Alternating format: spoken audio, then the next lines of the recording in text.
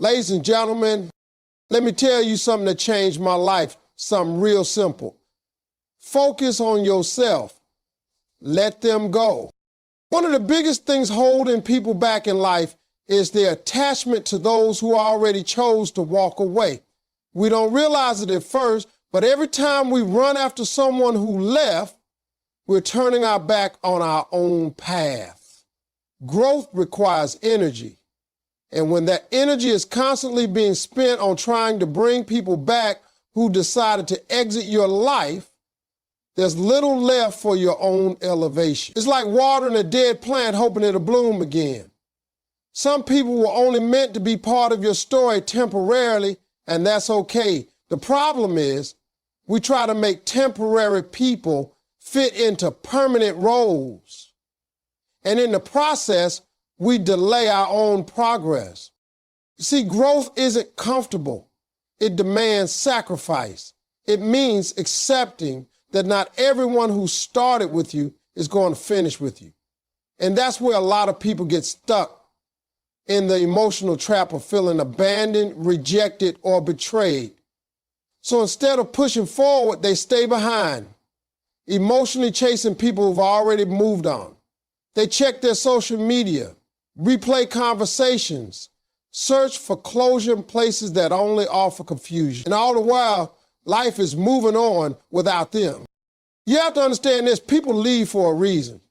Sometimes the reason's yours to know, sometimes it's not. But either way, their exit created space. And space is where transformation happens. When someone walks away, it's not always a loss. It could be a divine setup, a blessing in disguise. God has a way of removing people who no longer fit your purpose, even when you're too emotionally attached to see it. What we often view as rejection is really redirection. But you can't grow if you constantly focus on who's missing. You can't step into your future if your eyes are locked on the rearview mirror. Your next level is not behind you, it's ahead of you. But to get there, you have to be present. You have to be focused. And most importantly, you have to stop carrying emotional baggage that doesn't belong to you anymore. You can't run towards your dreams while dragging the weight of past relationships that expire. That's how you stay stuck. Letting go doesn't mean you don't care. It means you care enough about yourself to prioritize your growth. It means you choosing peace over confusion, clarity over chaos, and purpose over pain. You don't owe explanations to people who left without offering one. You don't need to prove your worth to those who didn't see it. And you certainly don't need to fight for a place in someone's life when the door has already been closed. Real growth begins the moment you stop chasing and start building. It begins when you realize that anyone who truly values you will stay, will show up, will match your effort. And those who don't, let them go. You don't have to beg for love. You don't have to convince someone to see your value. If they couldn't recognize it the first time, their presence now won't help you grow. Your energy is your responsibility. Every second you spend focused on someone who walked away is a second you could have invested into yourself, your healing, your goals, your passion, your journey. It's not selfish to do that, it's necessary. Because when you stop chasing what left, you create space for what's meant to arrive. You stop repeating cycles and start creating progress. You shift your attention from the pain of the past to the promise of the future. And that's when the real growth begins, when you finally give yourself permission to move forward without dragging the weight of who didn't stay. There comes a time in life when you have to realize that focusing on yourself is not a sign of arrogance, coldness, or selfishness. It's survival. In a world that constantly demands your attention, your energy, your time, and your heart. It's easy to lose yourself trying to be everything to everyone. People will drain you if you let them. They'll take and take and take until there's nothing left of you for you. And then you're left feeling empty, exhausted, unseen, wondering when you stop mattering to yourself. But self-focus is how you reclaim that space. It's how you remind the world and yourself that your well-being matters too. People will tell you to be there for everyone, to keep showing up, to keep being available. But what they don't tell you is what happens when you break from caring too much. They don't talk about the nights you can't sleep because your mind is racing with everyone else's problems. They don't mention the way your body starts shutting down when you're constantly putting yourself last. That's why self-focus isn't a luxury, it's a survival skill. It's how you stay alive in a world that forgets how much you're giving. You can't pour from an empty cup. You can't give peace to others if you don't have peace within. And you surely can't guide anyone toward the light if you're drowning in your own darkness. People think it's noble to sacrifice yourself for others all the time, but there's a fine line between support and self-neglect. If you're constantly ignoring your own needs, brushing your feelings aside, pretending you're okay when you're not, that's not strength. That's silence and suffering. And that silence builds up until it becomes anger, resentment, burnout, or breakdown. Focusing on yourself means learning to check in with your spirit before checking your phone. It means saying no without guilt. It means choosing rest over pressure. It means setting boundaries not because you don't love people, but because you finally started loving yourself enough to protect your peace. It means showing up for yourself every day, even when nobody else does, because nobody can heal for you. Nobody can grow for you. That's your job. The world won't slow down and hand you time. You have to take it. And in that time, you invest in your body, your mind, your soul, your dream. You remind yourself that you are not just a role you play for others. You're a whole human being with dreams, desires, feelings, and needs. You're allowed to take space. You're allowed to choose yourself. You're allowed to not answer every call, not fix every problem, not carry every burden. When you focus on yourself, your entire life starts to shift. You stop needing validation from others because you start validating yourself.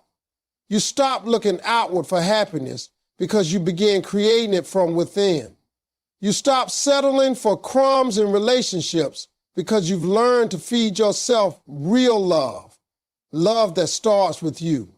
You begin to see your time as sacred, your energy is expensive, your peace as priceless. And when you live like that, the wrong people start falling away, not because you pushed them, but because they no longer know how to exist in the presence of someone who values themselves. Self-focus is not about ignoring others. It's about not ignoring yourself anymore. It's the realization that you matter just as much as anyone else you show up for, that your dreams are just as valid, that your mental health is not negotiable, that your future depends on how you treat yourself today. So don't feel bad for stepping back, going quiet, setting boundaries, or choosing peace over pressure. That's not selfish. That's how you survive. That's how you live. Letting go is one of the hardest things a person can do, especially when their heart is deeply involved. We hold on to people, memories, situations, and expectations, not because they're always good for us, but because they're familiar. We get attached to what we thought it could be, to what we hoped would change, to the potential we saw. But wisdom isn't in how long you hold on, it's in knowing when to let go. And that decision, although painful, is not a sign of weakness. It's a sign of a person who has grown strong enough to choose peace over pain and clarity over confusion. There's a false belief in this world that the longer you fight to keep something, the stronger and more loyal you are. But what if that something is hurting you? What if it's draining your spirit, killing your self-worth, stealing your joy.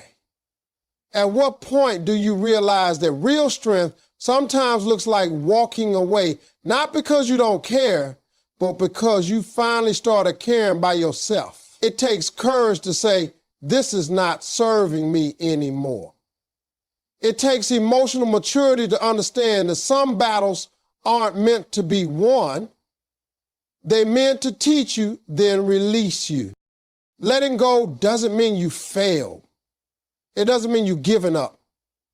It simply means you're done fighting battles that are costing you too much emotionally, mentally, and spiritually. It means you're making room for something better, even if you don't know what that looks like yet. And that's where the wisdom comes in. Knowing that just because it hurts doesn't mean it's right. Just because it was once good doesn't mean it still fits your life now. Just because you loved them doesn't mean they were meant to stay. There's nothing weak about choosing yourself after years of choosing someone else. There's nothing soft about deciding to heal. Letting go takes more strength than holding on ever did, because holding on is often tied to fear. Fear of being alone, fear of the unknown, fear of regret. But wisdom reminds you that you can survive alone. You can grow in the unknown, and you can build a future without regret if you move forward with intention and self-respect. It's not about forgetting the past. It's about not letting the past define your worth or your direction. People might not understand your decision to let go, and that's okay. They don't have to live with your inner battles. They don't hear the conversations you have with yourself at night. They don't feel the weight you carry just to keep pretending everything's fine. So don't explain yourself to those who judge your healing. They're not walking in your shoes. They don't know what it took to stand up, to let go, and to move forward with faith instead of fear. Letting go is wisdom because it teaches you what real love is, starting with self-love. It teaches you that closure doesn't always come in the form of answers. Sometimes it's just a quiet moment when your heart finally accepts what your mind already knew. It teaches you that peace is more valuable than presence, that energy speaks louder than words, that your future is too important to waste on someone or something that keeps pulling you backward. So when you choose to let go, you're not being weak. You're being wise. You're protecting your spirit, preserving your energy, and prioritizing your purpose. You're honoring the journey ahead instead of staying stuck in a chapter that no longer reflects who you are becoming. And that is one of the most powerful decisions a person can ever make. There are moments in life when it feels like everything is falling apart. People walk away without warning. Opportunities disappear, relationships end, and you're left wondering what you did wrong. But what if nothing is going wrong at all? What if the loss is part of a bigger plan? What if God is removing something not to punish you, but to prepare you for something greater? It's not always easy to understand in the moment, but often the things that break our hearts are the very things that clear the path for our breakthrough. God doesn't remove to harm, He removes to make room. We spend so much time trying to hold on to people and things that God is trying to take away. We pray for growth, for purpose, for peace, and then panic when things start falling out of place. But we don't always recognize that the removal is part of the blessing. Sometimes the people we thought were right for us are actually the very ones holding us back.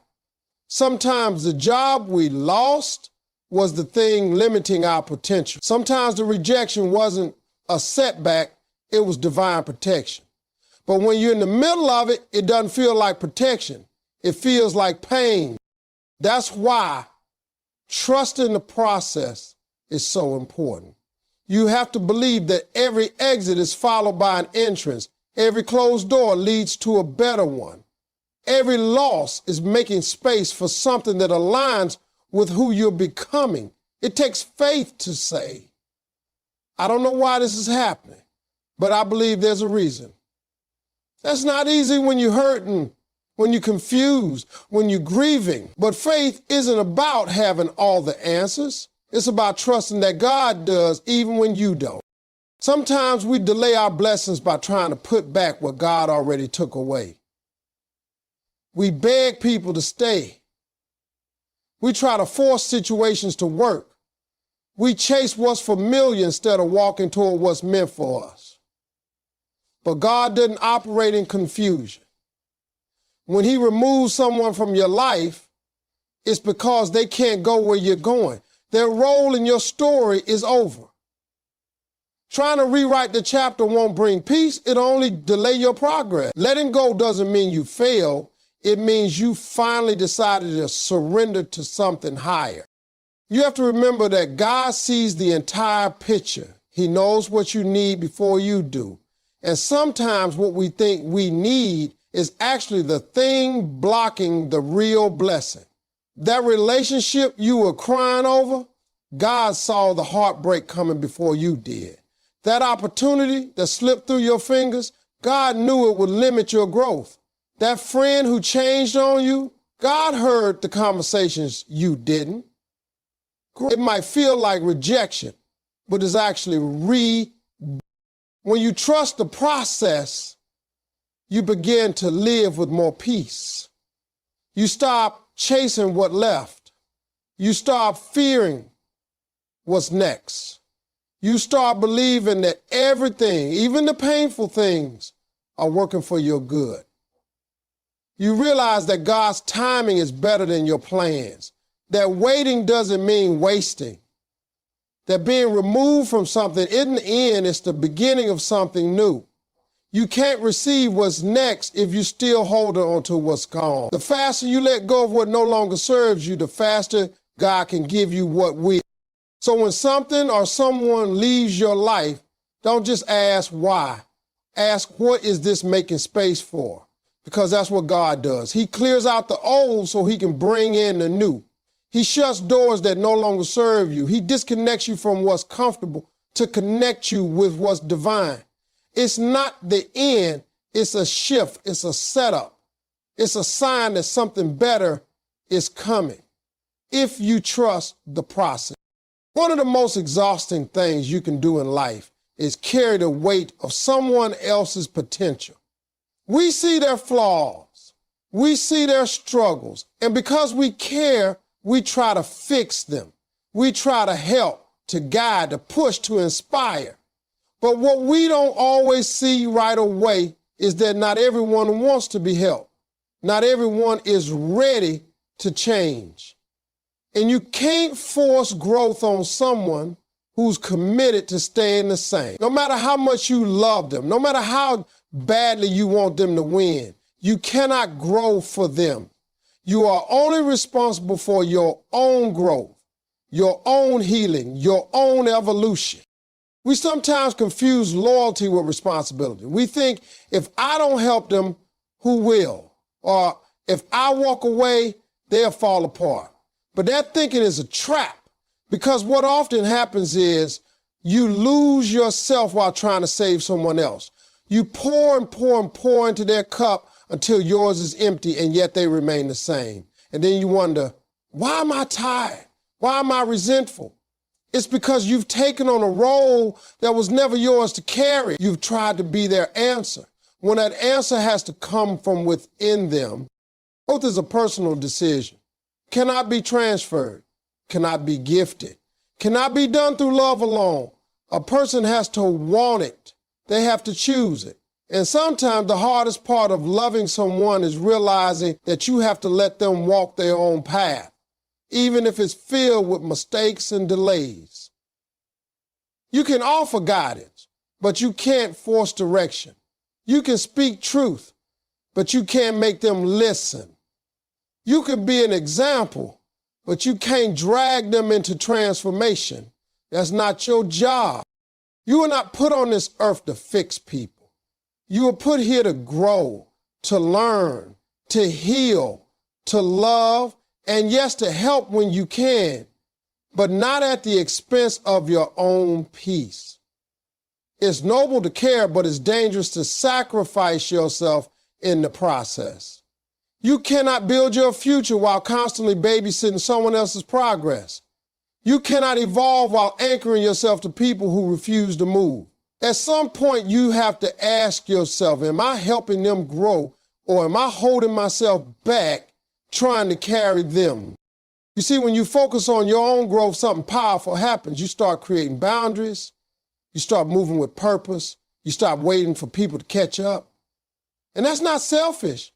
That's wise, because your journey matters. Your healing matters. Your time matters. You can't waste it waiting for someone to become who they're not even trying to be. You have to accept that some people don't want growth. They want comfort.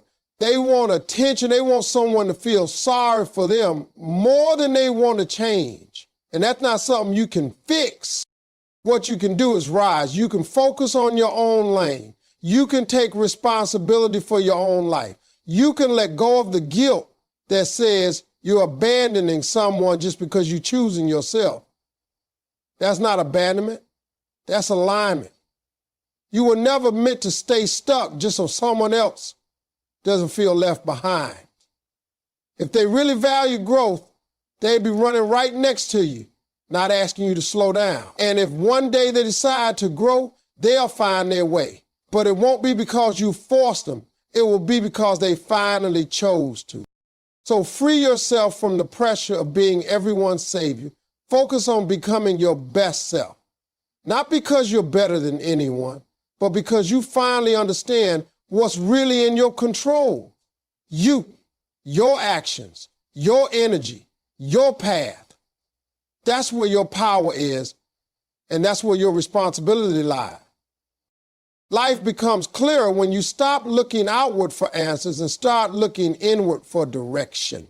The moment you make a conscious decision to focus on yourself, truly focus, not in selfishness, but in self-awareness and ambitiousness, everything begins to shift. You stop operating from desperation. You stop needing validation from places that only ever gave you confusion. You start moving in a way that honors who you are and where you're going. And that focus brings you something priceless: peace. Peace isn't about everything being perfect. It's about knowing you're doing what's best for your soul. It's about waking up without the weight of needing to please everyone or chase what's not meant for you. When you shift the spotlight inward, you begin to feel centered. You start noticing what drains you, what excites you, what truly matters. That kind of clarity is powerful.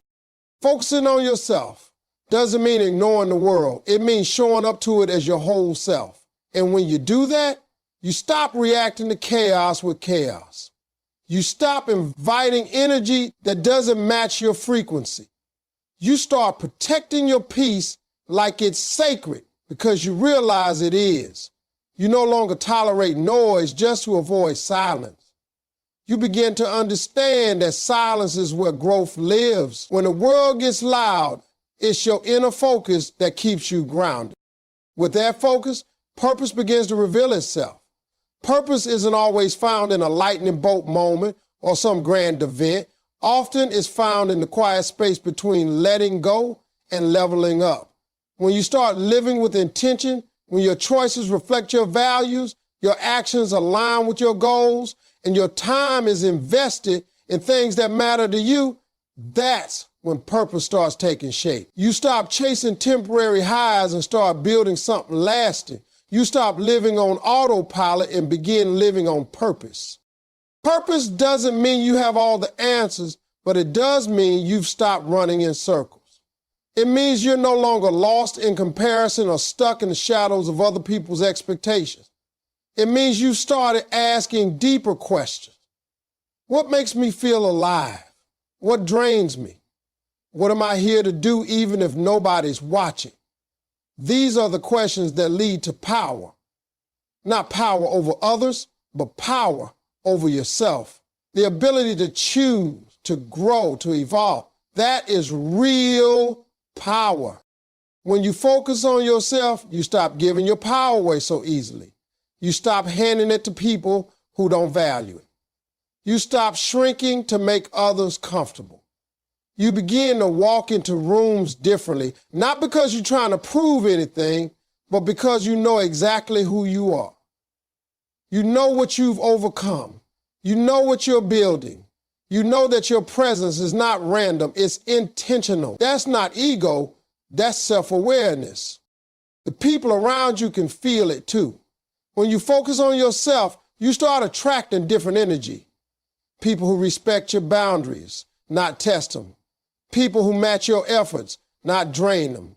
People who support your growth, not fear it. That's the beauty of alignment. When you rise, you naturally begin to draw in what's meant for you. And what isn't meant for you begins to fall away, quietly and without force. The more you focus on yourself, the more you realize that peace, purpose, and power are not things you chase. They're things you uncover when you stop chasing everything else. When you get quiet enough to listen. When you get real enough to change. When you get bold enough to trust that what's within you is more than enough. That's when life stops happening to you and starts happening through you.